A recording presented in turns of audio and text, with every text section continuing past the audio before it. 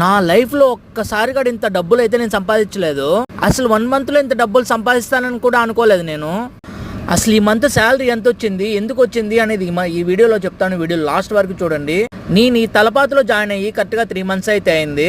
3 months లో first month అయితే శాలరీకి అయితే వర్క్ చేశాను. సెకండ్ మంత్ అయితే ఆర్డర్ బేసిక్ అయితే వర్క్ చేశాను. సెకండ్ మంత్ నాకేమి అంత రాలేదు, కానీ ఒక 5 దినార్లు అయితే ఎక్స్ట్రా వచ్చింది అంతే.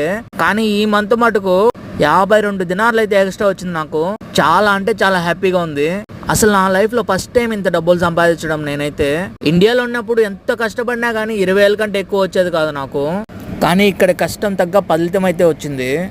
ఈ డబ్బులు సంపాదించడానికి చాలా అంటే చాలా కష్టపడ్డాను. పర్ డే 14 hours వర్క్ చేశాను నేనైతే. అంత కష్టపడ్డాను కాబట్టి ఫలితం అయితే దక్కింది నాకు. ఒక్కసారిగా ఇంత డబ్బులు చూసేదానికి నెలంతా కష్టపడిన కష్టమంతా పోయింది. పడిన కష్టమంతా మర్చిపోయేలా చేసింది. ఇదే డబ్బుల కోసం నేను ఇండియాలో 3 నెలలు కష్టపడితే ఇంత డబ్బులు వచ్చేది నాకు. కానీ ఇక్కడ ఒకే ఒక నెలలో సంపాదించాను నేను.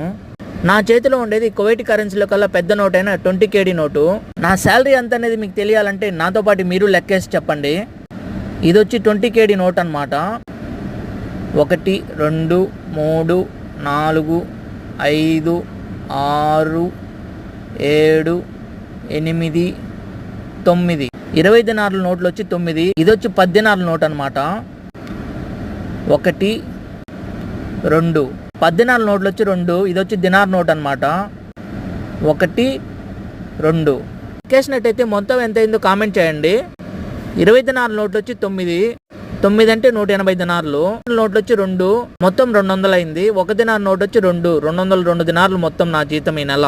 కువైట్లో 1 దినార్ నోటు మన ఇండియాతో పోలిస్తే 285 రూపాయలు అయితే ఉంది. 285 ఇంటూ 202 57,570 రూపాయలు అయితే వచ్చింది. నిజంగా ఇంత డబ్బులు సంపాదించడం నేనైతే ఫస్ట్ టైం అయితే అస్సలు కల్లో కూడా అనుకోలేదు ఇంత డబ్బులు నేను సంపాదిస్తానని. 57,570 రూపాయలు వచ్చింది ఈ నెల నాకు జీతము. నిజంగా చాలా అంటే చాలా హ్యాపీగా ఉన్నాను.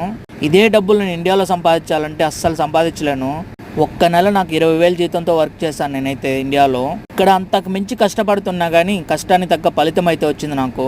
ఎలా అనిపించిందో ప్లీజ్ లైక్ చేసి కామెంట్ చేసి సబ్స్క్రైబ్ చేసుకోండి ప్లీజ్.